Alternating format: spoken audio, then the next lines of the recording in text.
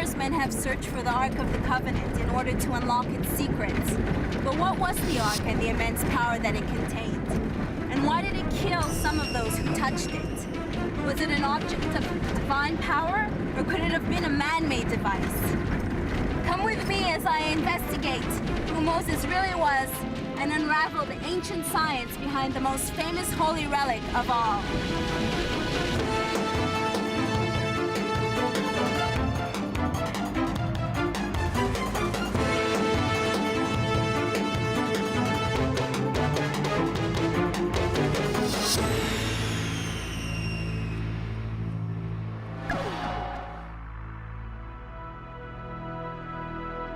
The book of Exodus in the Bible is very clear on how to build the Ark of the Covenant.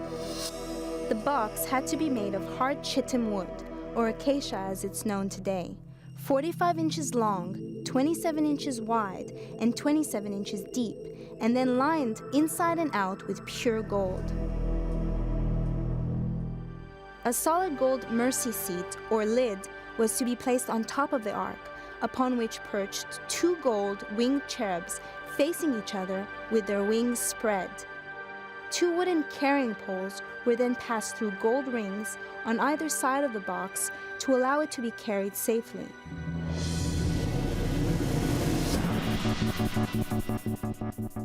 But the Bible also says the ark erupted in a shower of sparks and flames, killing those who touched it and laying waste armies. Clearly this was no ordinary carrying chest.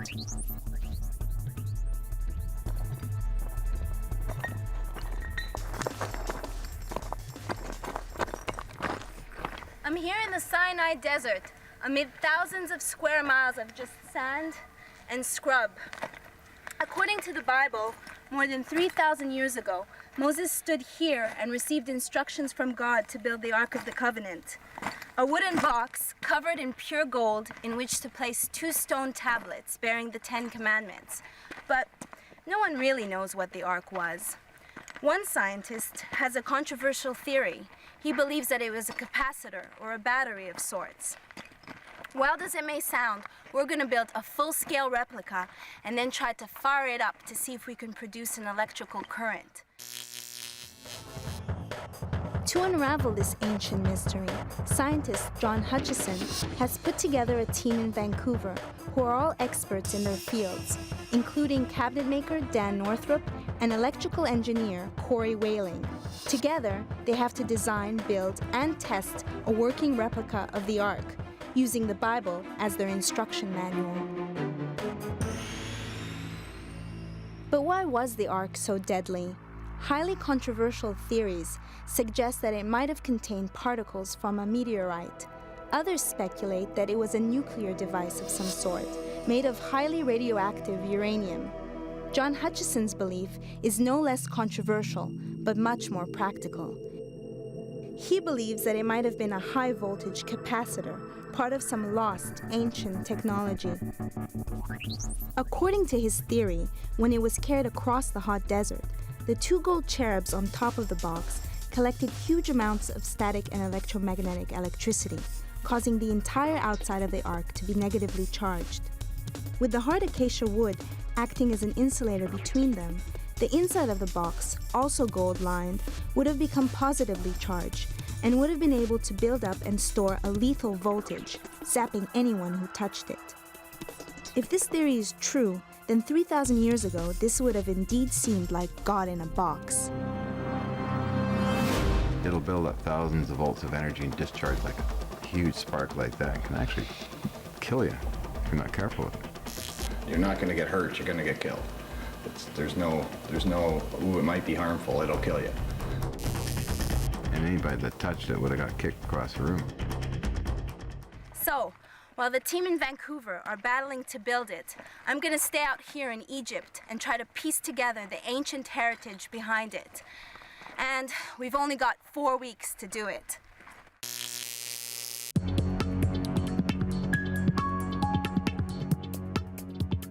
Dan has bought long planks of raw milled Canadian acacia, which he now needs to cut down to size.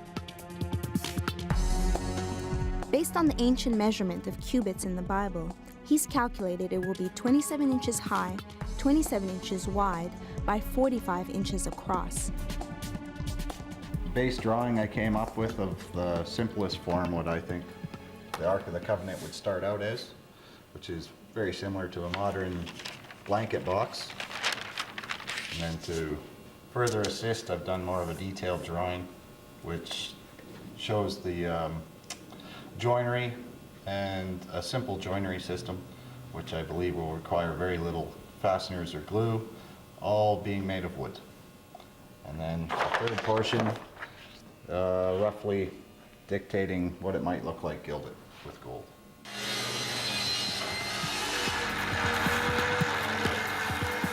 My further research this morning in the Bible, I went back to the time of Exodus, as I have several times the instructions for the sizes, the materials.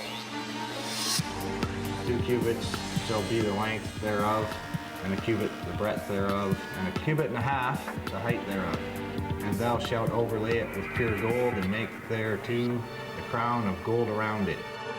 We took all the measurements and stuff, a lot of it came right out of the Bible. So we're trying to, here, there's your negative earth, negative outer layer. That's what talks about it floating. Dan Northrop is a master craftsman. His work includes handmade cabinets, desks, and tables for film stars, politicians, and even royal families. At heart, though, he says he's just a wood freak. I've worked on thousands of pieces that have been built from 300 to 400 years ago. I've duplicated pieces from those eras. I've never had the chance to duplicate something from 3,000 years ago. Nice and tight. A little bit of movement. We got it. John Hutchison is a maverick scientist, specializing in electromagnetic currents, and has been fascinated by the Ark for as long as he can remember. In the 1980s, he pioneered a project to investigate the effects of intense electromagnetic electricity on different materials. The results were surprising, with reports of metal discs levitating off laboratory tables, wooden planks fusing together with metal rods, solid metal balls liquefying, and heavy apparatus lifting off the floor. The experiments became known as the Hutchison effect. Although controversy still surrounds his work in this field, there are many scientists who have validated Hutchison's pioneering research. I'm reading some articles on the internet about Moses that he was basically also electrical genius and felt that if he could have a special machine, a special ark, beautiful, actually quite a beautiful piece, and it produced these sparks, that he could indeed carry, let's say, the Word of God or Jesus through by showing this off as an energy source, but not understanding exactly what it is. Yeah, these are the cherubim drawings. That's a base sketch of them. Yeah, This is a more detailed sketch of the wing. so that sits on top of the box. Yeah, these sit on top of the mercy seat. Anybody who would experience sparks out of it or coming between the cherubim, or weird glows coming from it, would indeed say that God has something to do with it. Corey Whaling is an electrical engineer who specializes in high-voltage transformers. He's convinced the Ark was some form of ancient capacitor. It could have very well built a charge from the priests carrying it through the desert by the clothing they're wearing, the heat and the friction of their legs rubbing together, the furs they used to protect themselves from the box. All of that could have built a static charge, and it could have been captured in the Ark as a capacitor.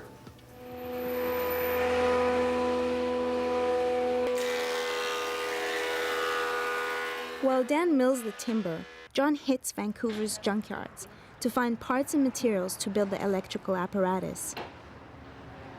Well, I'm looking for bits and pieces for the Ark.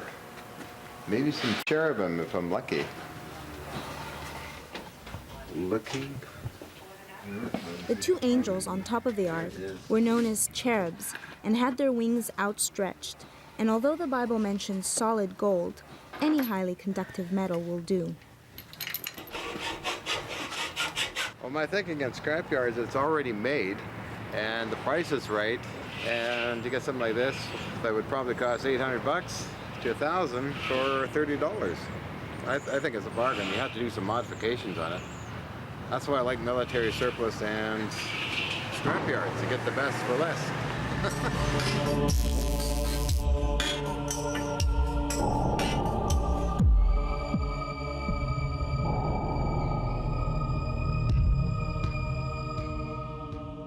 While John Hutchison and the team in Vancouver battle against the clock to build a full-size replica of the Ark of the Covenant, I've come back to Egypt, the country of my ancestors, to try to unlock the secrets of this enigmatic box.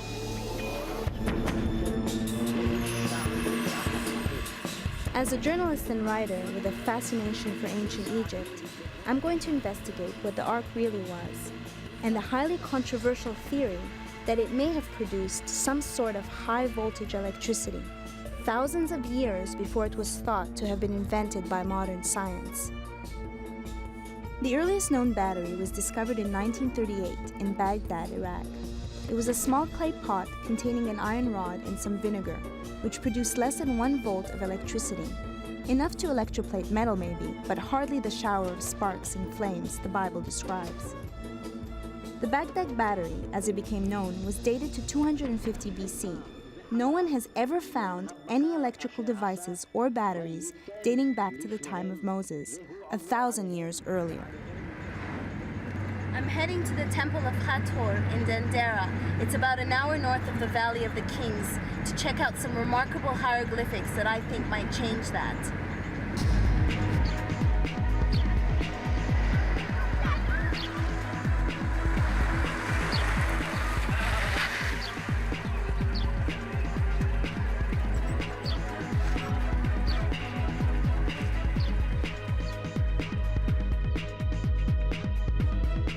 This was one of the most important temples in ancient Egypt.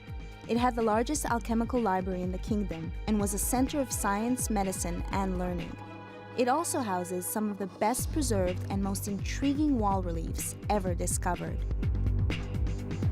In the heart of the temple was the Holy of Holies, an inner sanctum which was only accessible to the high priests and the pharaoh himself. This is where they performed their alchemy, transmutated metals, interpreted dreams. This is where the magic went down, and all the secrets are etched on the walls around me. Like this ark, look at it. There's a box with wood carrying poles. It looks exactly like the Ark of the Covenant. And although we don't know its exact purpose, it's very possible that it was an integral part of their magical ceremonies.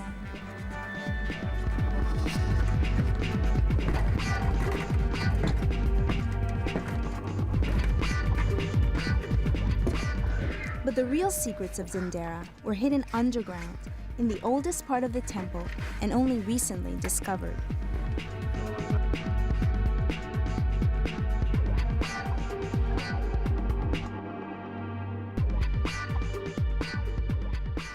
Underneath the temple, deep in the crypt, are supposedly these mysterious hieroglyphics, first found by British Egyptologist Alan Alford in the 90s. It was him who thought that they looked like ancient Egyptian electricity. I think these might be them. Yes. It's amazing. If you look, these definitely look like huge light bulbs. And they're going into cables right here. And then on the other side, looks very industrial, are these transformers. It's very compelling evidence. Could this be evidence of ancient Egyptian electricity?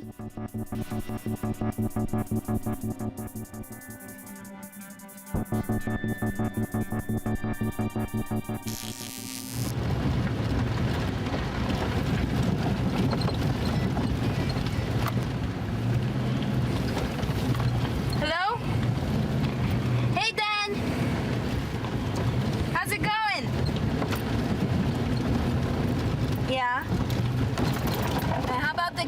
poles. And the cherubim. Alrighty. I'll give you a call when I get some more research. Okay, bye.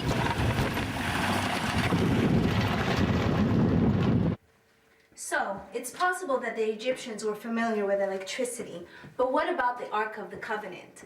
Golden chests like these on carrying poles appear on dozens of tombs throughout Egypt, and they're strikingly similar in shape, design, and size to the Ark of the Covenant.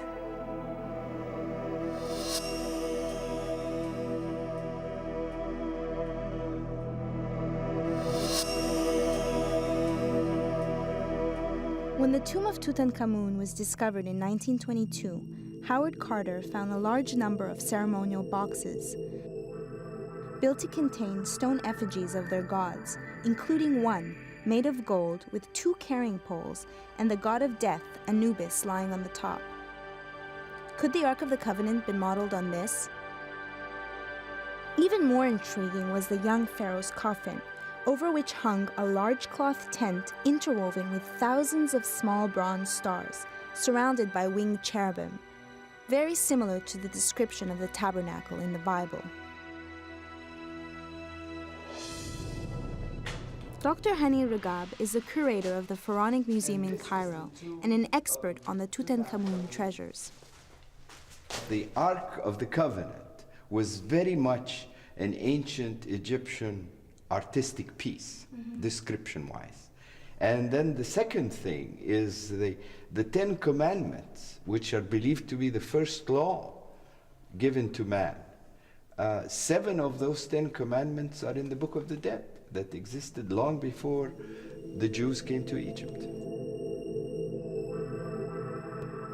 It seems possible that whoever wrote the description of the Ark in the Bible must have known about the ceremonial boxes and funeral rituals of ancient Egypt.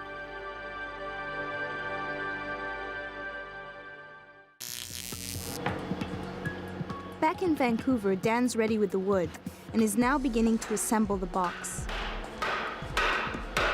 This is about half of the lumber that's going to be involved in the box, and I'd say we're well over 100 pounds at this point. When the entire thing's together, poles, cherubims, carcasses, I'd definitely say we're going to be at least 500 pounds. But you're going to see the tenon on the top, and you're going to see it on the bottom, but once it's done, you won't see it because the box will be on it and the molding will be on it. Okay.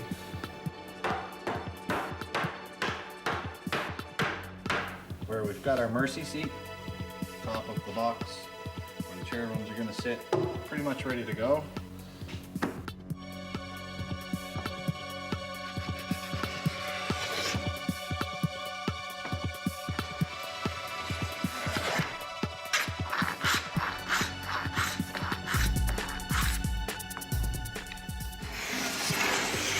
I wish I had the strength of the Egyptians at this point.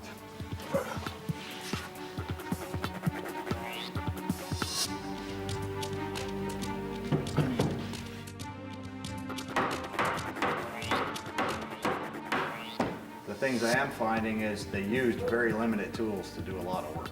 So in that sense, I don't think things have changed all that much.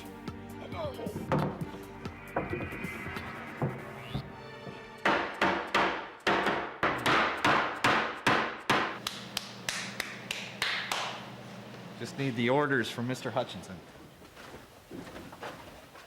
While Dan and Corey work on the Ark, John goes back to his apartment, which he's transformed into a high-voltage lab. To the door. Cool. I'll actually take my shoes off. Welcome to John's World, or John's Paradise, or John's Paradise. Strange World of John. The ancient Egyptians were using voltaics and different metals, and also possibly electrostatics. And I think they even had crude light bulbs, from what I'm told.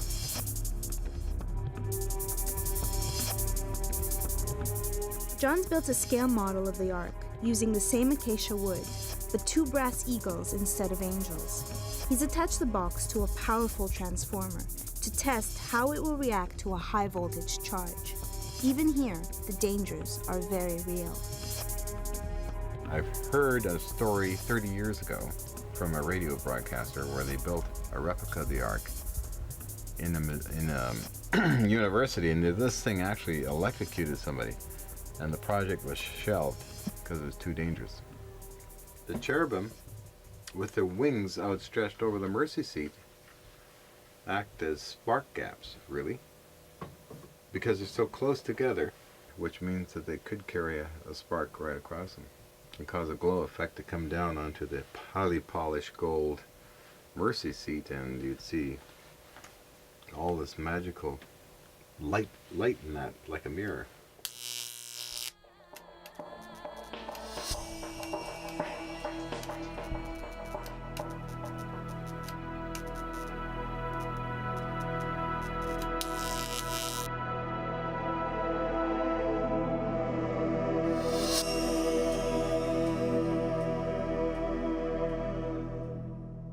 One of the more controversial theories on the Great Pyramid at Giza is that it was an energy source built at a specific location to harness a strong, natural electromagnetic field, like other ancient sites such as Glastonbury and Machu Picchu. According to these theories, the king's chamber inside the Great Pyramid functioned like a huge capacitor and stored this charge, causing those inside to have out-of-body experiences. Could this really be true? I had to find out for myself.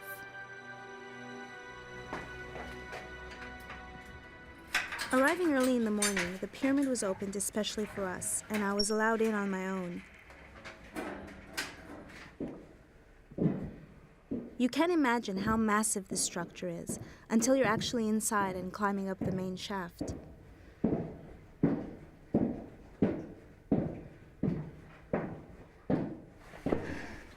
Some experts say this was a tomb, but others believe that it was used for rebirth and regeneration.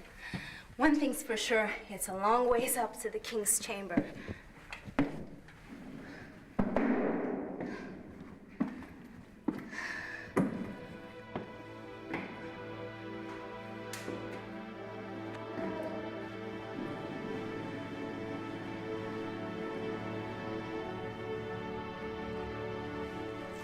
What I find the most intriguing about the king's chamber is this basin here.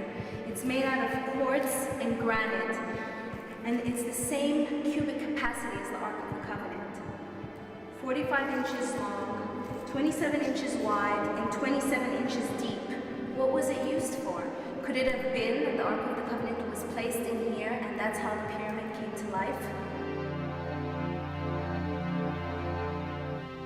I didn't have an out-of-body experience here, but there is a strange feeling, a strange kind of energy. It's tempting to speculate that the granite basin was indeed some form of rebirthing pool, its natural quartz crystals and this whole chamber somehow brought to life by a power source. But without any proof, speculation, it must remain.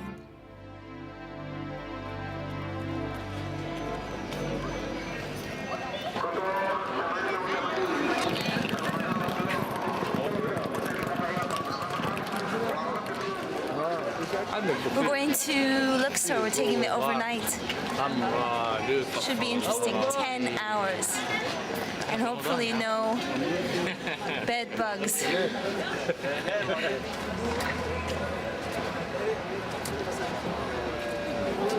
There are no tourists on this train. There's mostly locals. I guess all of them are going to Luxor.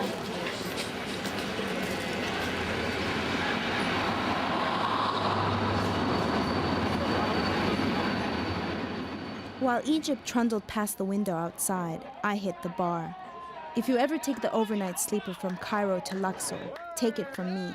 It's the place to break up the 10-hour journey. 70s decor, neat spirits, and a dancing barman. Oh, and a fold-down bed, all for just $50.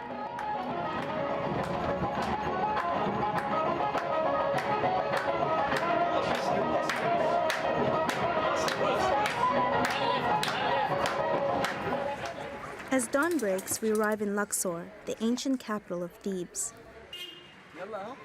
I've come here to meet a man who has been on a similar quest to me. Author Ahmed Osman has long been a thorn in the side of the Egyptian Antiquities Department, with his outspoken views on the Exodus. He believes that Moses was the pharaoh Akhenaten. Just as the Bible says Moses did, Akhenaten believed in one God and fled Egypt with his followers to the Sinai desert. I believe in my own research, according to my own argument and research, that Akhenaten, the king who declared only one God, the monotheistic king, and closed all the temples, who ruled Egypt in the mid-14th century, I believe that Akhenaten was the historical Moses. So therefore, do you think that the Ark of the Covenant was Egyptian? The Ark of the Covenant was an Egyptian object used in worship, and it is certainly, you can find it all over the place in Tutankhamun's tomb, all over the place. It is exactly the way Moses explained it in the book of Exodus. Why would Akhenaten create this box of tricks? People needed a powerful leader, and they needed to be sure that this leader does represent a bigger power, a superpower.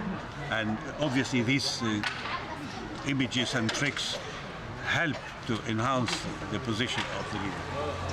Why do you think Akhenaten would create this box of tricks, like, sparks coming out of He the hasn't Ark? created it, he used it. And obviously because of gold, covered by gold and so on, it must have had some this reflection.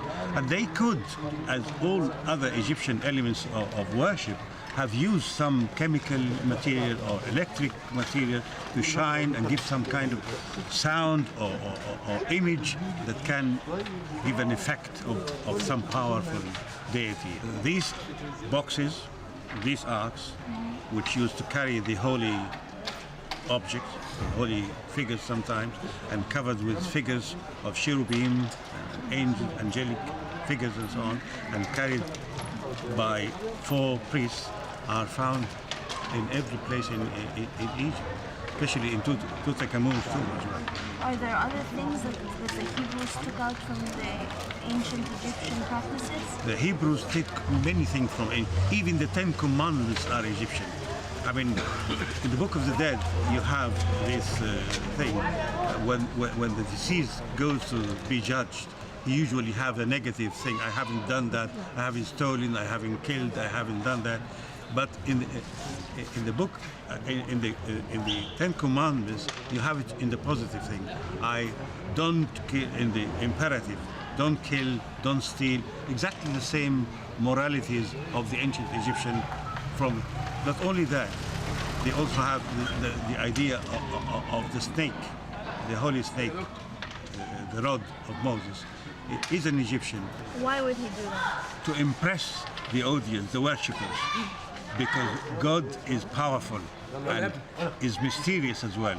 And these priests know the mystery of God, and they have to impress the audience that this is the power, you see. Ancient time, ordinary people need some mystery to get into belief.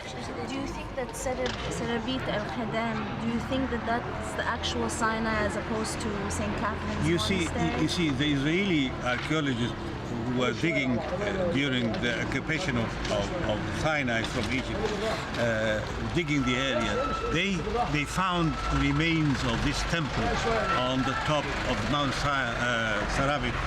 And this was a very ancient temple of the local people of Midianites in Sinai. It was a holy place from the old time.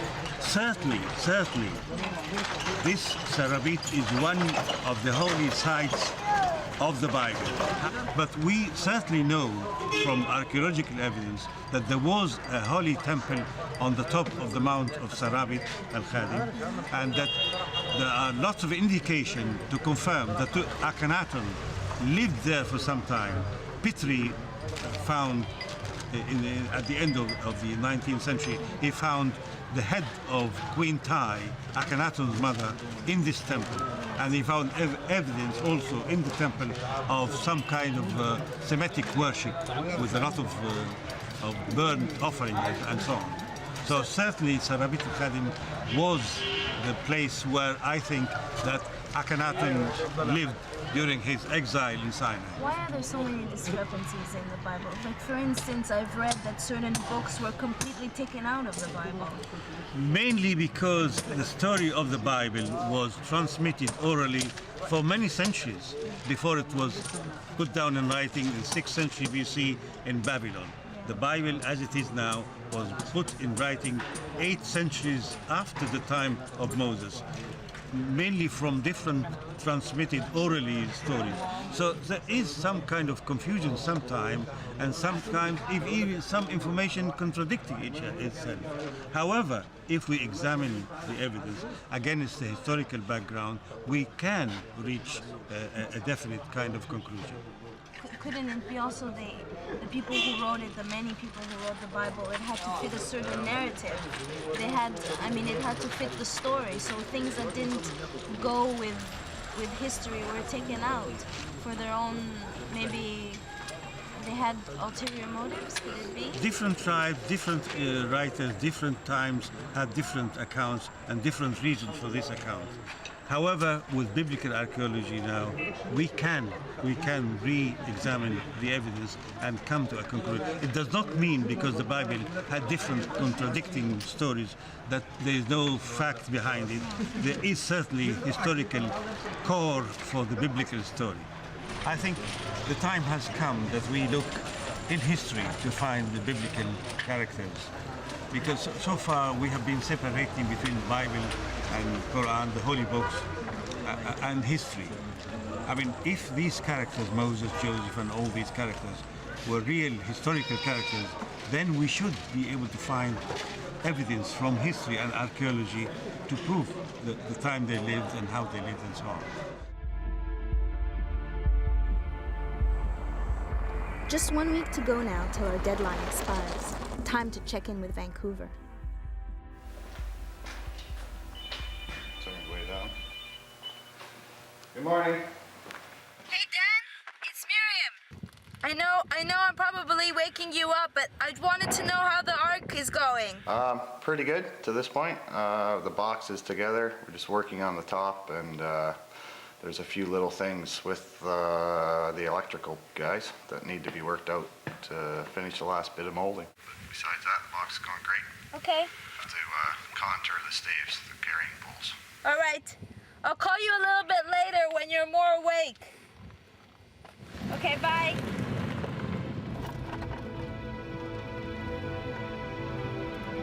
I've seen what looks like early forms of electric current on the walls underneath the Temple of Dendera, and I've seen dozens of ark-like golden chests in tombs.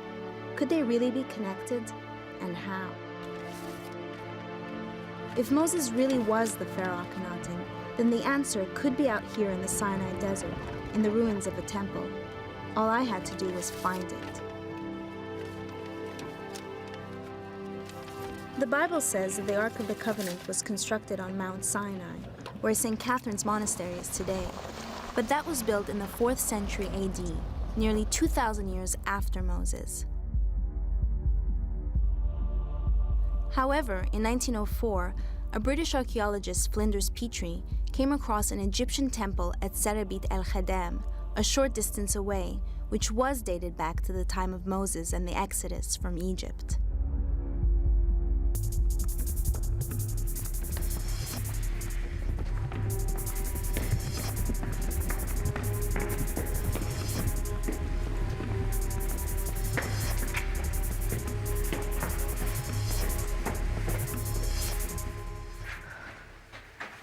Serabit el-Khadem was dated back to 2600 BC. Why was there a major ancient Egyptian temple so far away from Thebes, built on a remote mountaintop?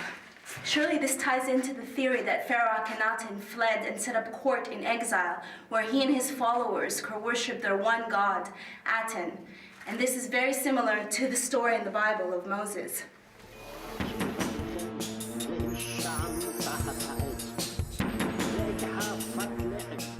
When Petrie excavated the site, he found evidence of furnaces, crucibles, and tools, as well as a large amount of white powder mixed with sand. This was clearly much more than just a temple. Had Petrie found Akhenaten's alchemical workshop? A place of science and worship? Could this possibly have been where the Ark of the Covenant was built?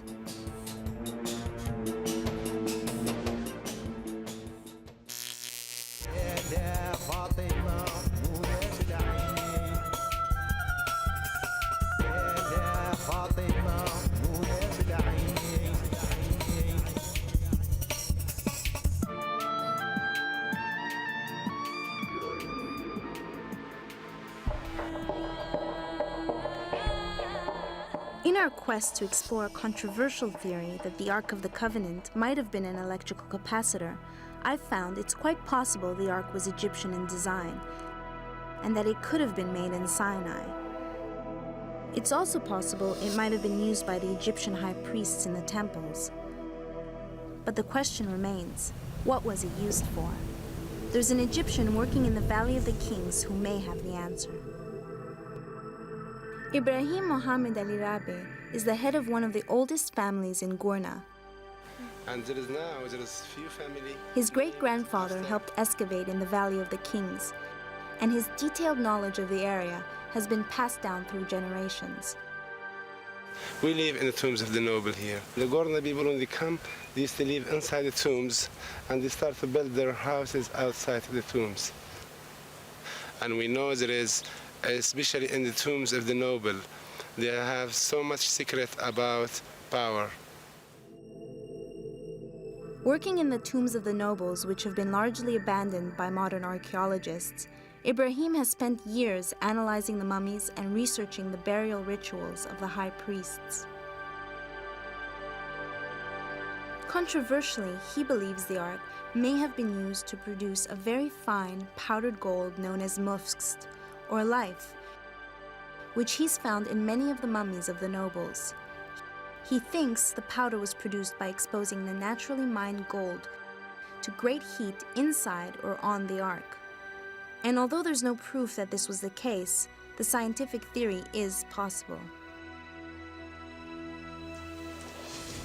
Here used to be a stone door, has been locked and sealed and painted, so nobody knows. This is used to be a secret place for the powder jar.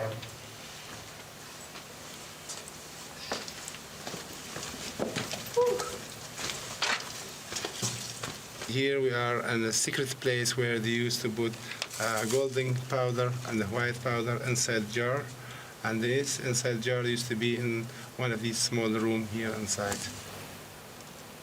But the jars are broken, so someone stole what was inside. Yeah, somebody broke them actually because they found them sealed. They don't know the secret. Yeah. They just broke them. Somebody's arm. Oh my God. See how big? Wow. And it's heavy because of all the medicine herb and the gold inside.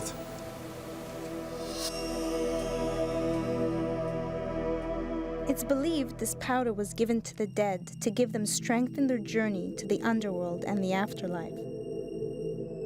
If the Ark was used to produce this venerated powder of life, it's easy to see how it gained almost mythical status, and why, for the Hebrews, it became a powerful symbol of their God.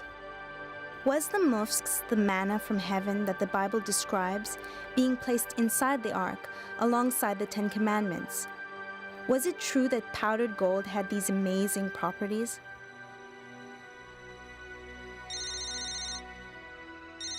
Hello? Miriam, how are you doing? I wanted to ask you a couple of questions. While I'm doing my research, I came across something called mufskst, and it's supposed to be this high spun gold.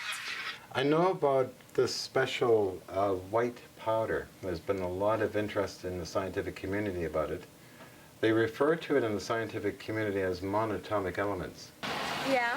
It's white powder that is found in mining areas, and they analyze it and find that it contains gold, the salts of gold. Yeah, that's exactly what I'm saying.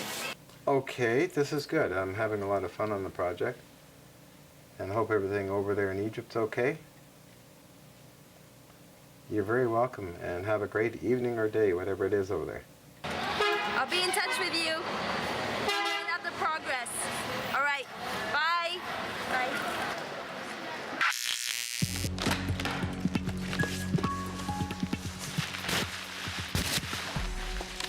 Merry Christmas. Yeah, drawings of what we should have in the box. Hey, actually looking kind of neat.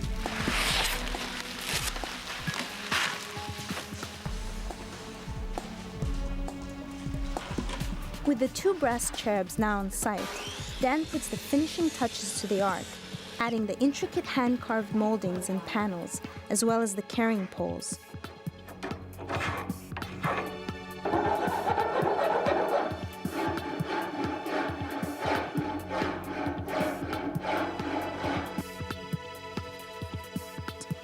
Although the Bible does say it was lined inside and out with pure gold, the team estimated it would cost more than $10 million, not to mention the weight. If it had a 9-inch slab of gold on top, which is 8, 9, whatever, if it had a solid slab of gold that was 3 feet by 5 feet, plus the box, plus all the other gold, plus the cherubims, it would have to be close to 2 tons. How many guys did they say carried it? 4. That's what, I believe people were a lot stronger back then, but 2 tons?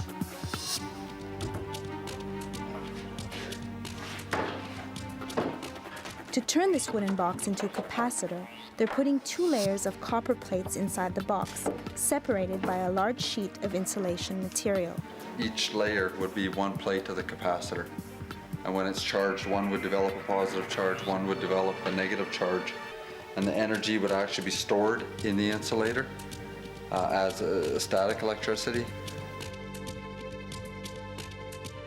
While John, Dan, and the team made their final preparations to the Ark in Vancouver, I spent my last night in Luxor, sitting around the fire with the men of Gorna. Men who'd grown up in the tombs of the pharaohs, whose ancestors had built them, and who'd actually seen the great treasures before they were looted, and who knows, maybe even a golden ark or 2. Listening to the music and their adventures, I realized how little had changed here for thousands of years.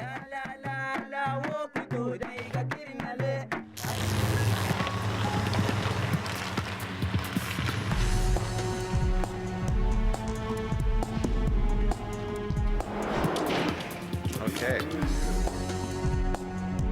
Finally, after exhaustive adjustments, rigorous safety checks, and many, many sleepless nights, the team's ready to test their full-scale replica of the Ark of the Covenant.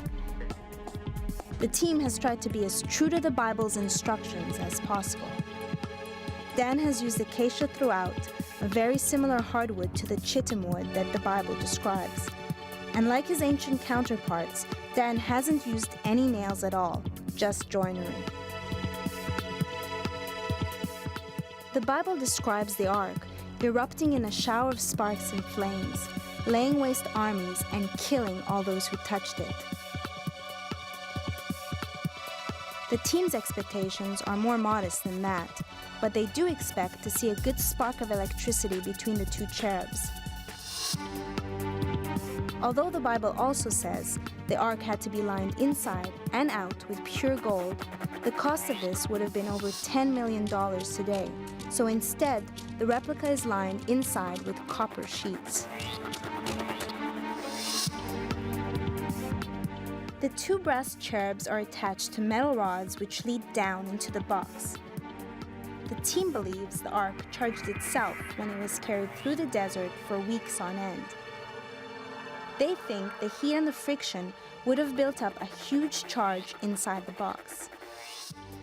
To replicate this, John's attached the Ark to a powerful transformer, which will provide 50,000 volts of electricity.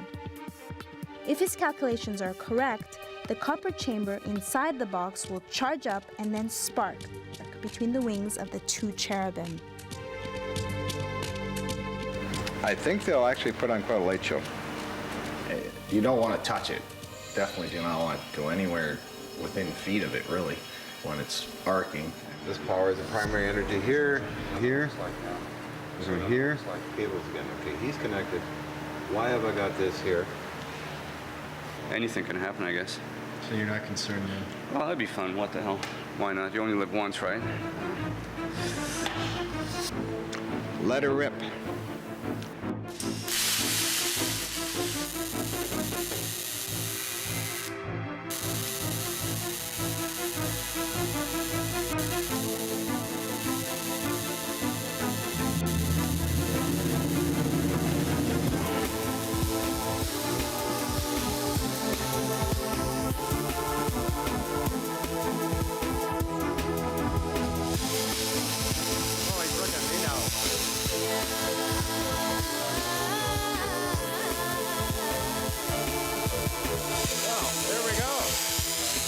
Tension, high voltage, 50,000 volts, plastic grid.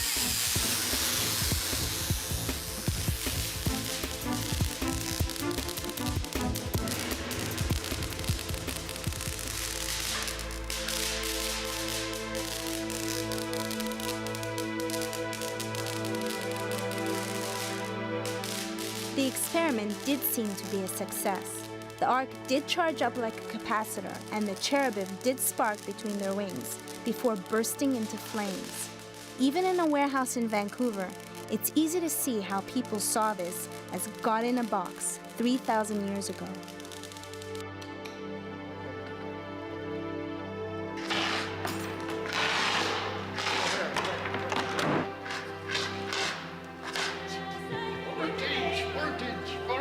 Voltage, the power of voltage.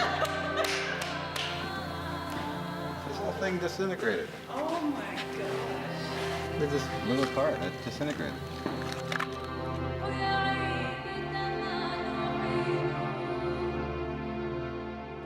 That's a lot of energy to do that. That's mega voltage. So, did it go as you kind of thought it would go? Yeah, we're running pretty good, I think. Pretty dynamic, pretty powerful. To blow them up like that, that's a lot of energy. Ooh. How do you feel now that it's over? I feel ready to build 4 kitchens and a dining room set. It did Ark. I don't know if we proved it killed people or threw fire at people, but you know, we proved it's possible that it could have been a capacitor. I got a couple more trees so we can build another one.